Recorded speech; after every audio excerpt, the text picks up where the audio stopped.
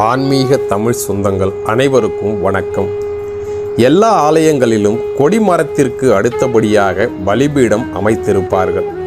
கொடிமரத்தை வழிபட்டு முடித்ததும் நாம் பலிபீடத்தை மனதார வழிபட வேண்டும். பொதுவாக பலிபீடங்கள் 3 அடுக்கு பீடம் மீது தாமரை மலர் வடிவம் போன்று அமைக்கப்பட்டிருக்கும். அந்த பீடங்களில் சிற்பங்கள் இருக்கும். சில ஆலயங்களில் வெறும் பீடம் மட்டுமே இருக்கும். திருப்பதி போன்ற ஆலயங்களில் பலிபீடத்திற்கு தங்க கவசம் போர்த்தி இருக்கிறார்கள். இதன் மூலம் கருவறைக்கு கொடுக்கப்படும் முக்கியத்துவம் பலிபீடத்திற்கும் கொடுக்கப்படுவதை நாம் அறியலாம். சரி, பலிபீடம் என்றால் என்ன? பலிபீடம் என்றதும் 90% பேர் மனதில் கோழி, ஆடு போன்றவைகளை பலி கொடுக்கும் இடமா என்ற எண்ணம் ஏற்பட்டிருக்கலாம்.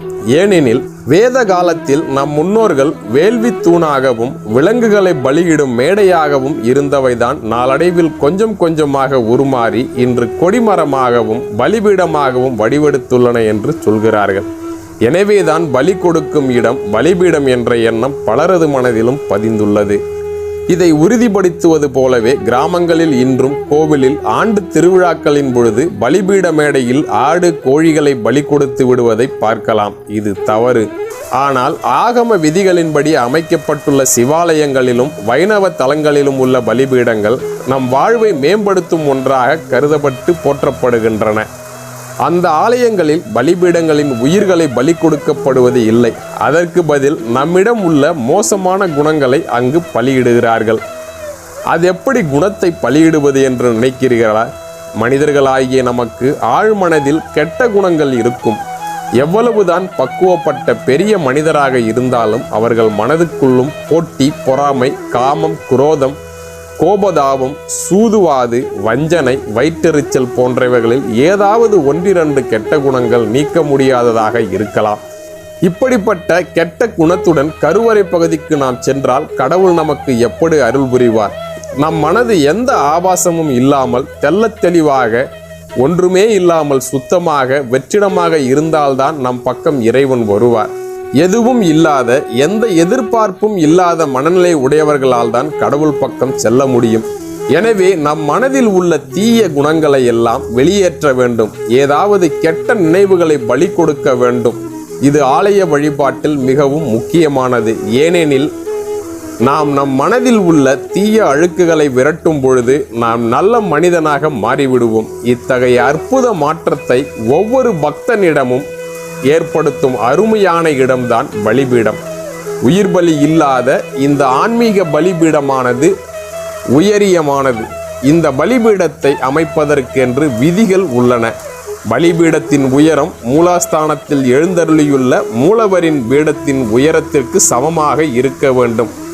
பலிபீடத்தில் பாதுகா, ஜகதி, குமுதம், குமுத பக்திகம், கலாகபம், நிதிரவம், சுபோதம், அசுரபத்தி, பத்மம் என்ற பல வகைகள் உள்ளன. பலிபீடத்தை பொதுவாக பத்திரலிங்கம் என்று அழைப்பார்கள். பலிபீடம் அருகில் இருக்கும் நந்தி என்னும் ஆன்மாவில் உள்ள ஆணவ மலம் பலிபீடத்தில் தான் ஒதுங்கி இருக்கின்றது. எனவே பலிபீடம் அருகே சென்றவுடன் ஆணவம், மாயை, கண்மம் ஆகிய நமது மும்மலங்களையும் பலியிடுதல் வேண்டும். நான் என்ற அகங்காரத்தை பலியிட வேண்டும். சிலர் எல்லாமே நாம் ஒருவரால் தான் நடக்கிறது என்ற இருமாப்புடன் இருப்பார்கள். இந்த இருமாப்பை பலிபீடம் அருகில் நின்று பலியிட வேண்டும். பிறகு பலிபீடம் அருகில் தரையில் விழுந்து வணங்க வேண்டும். அந்த வழிபாடு எப்படி இருத்தல் வேண்டும் தெரியுமா? ஆலயத்தின் கருவறை வடக்கு மேற்கு திசையை பார்த்தபடி இருந்தால் பலிபீடத்தில் இடது பக்கத்தில், கருவறை கிழக்கு மற்றும் தெற்கு நோக்கி இருந்தால் பலிபீடத்தின் வலது பக்கத்தில் நின்றும் வணங்க வேண்டும். மூலவருக்கு அபிஷேகம் நடக்கும் பொழுது அல்லது சுவாமிக்கு நைவேத்தியம் படைக்கும் பொழுதும் பலிபீடத்தை வழிபடுதல் கூடாது. அதுபோல பலிபீட வழிபாட்டை 1 தடவை 2 தடவை மட்டும் செய்துவிட்டு நிறுத்திவிடக்கூடாது.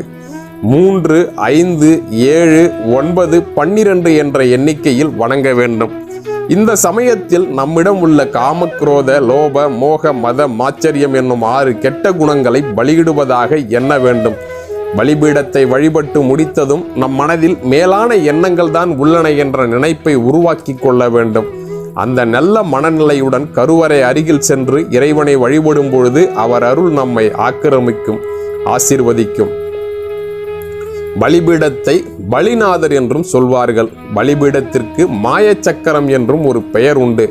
அதாவது நமது பிறப்பு இறப்பு என்னும் மாயச்சக்கரமாக பலிபீடமாக விளங்குகிறது.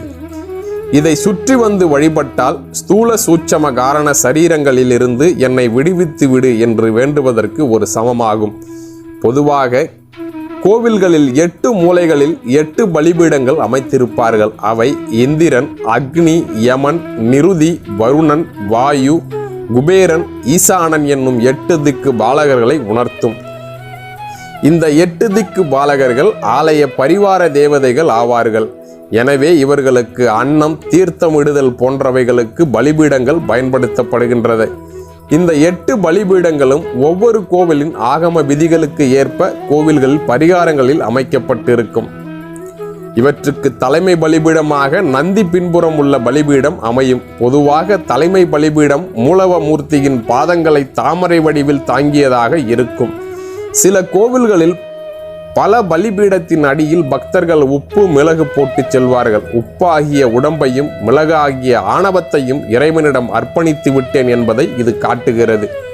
சக்தி தலங்களில் தலைமை பலிபீடம் தவிர பிராமி, மகேஸ்வரி, கௌமாரி, வைஷ்ணவி, வராகி, இந்திராணி, சாமுண்டி என்னும் சப்த மாதாக்களை உணர்த்தும் பலிபீடங்கள் அமைத்திருப்பார்கள்.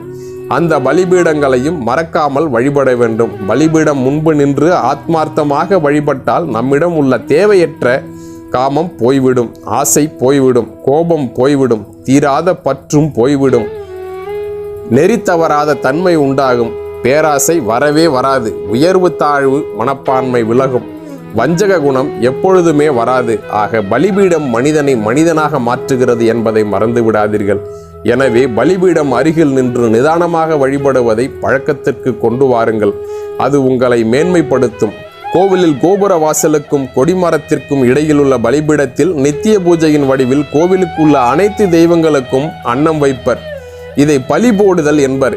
இதனை தெய்வங்கள் சாப்பிட்டு செல்வதாக ஐதீகம். வழிபாட்டின் பொழுது பலிபீடத்தை தொட்டு கும்பிடுவதோ உரசி செல்வதோ கூடாது. இன்னும் சொல்ல போனால் பலிபீடம் நம் மீது பட்டுவிட்டாலோ ஒரு முறை குளிக்க வேண்டும் என்று ஆகமங்கள் சொல்கின்றன. இது போன்ற மேலும் பல ஆன்மீக தகவல்களுக்கு நமது ஆன்மீக களஞ்சியம் சேனலை சப்ஸ்கிரைப் பண்ணுங்க. இந்த தகவல் உங்களுக்கு பிடிச்சிருந்தா லைக் பண்ணுங்க. ரொம்ப பிடிச்சிருந்தா உங்க நண்பர்கள் அனைவருக்கும் இந்த வீடியோவை ஷேர் பண்ணுங்க. உங்களோட மேலான கருத்துக்களை கீழே கமெண்ட்ல பதிவிடுங்க. அடுத்து ஒரு நல்ல வீடியோவில் உங்களை சந்திக்கிற வரைக்கும் உங்களிடமிருந்து விடைபெற்றுக் கொள்வோர் உங்கள் சுப்பிரமணிய சங்கர். நன்றி, வணக்கம்.